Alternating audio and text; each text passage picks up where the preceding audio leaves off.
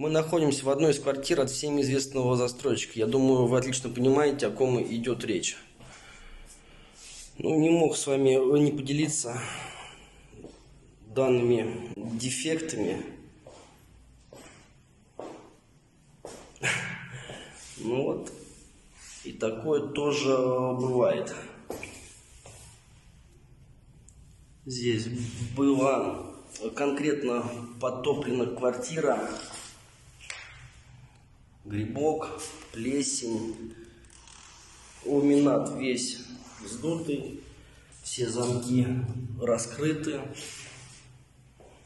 Вот такая прелесть.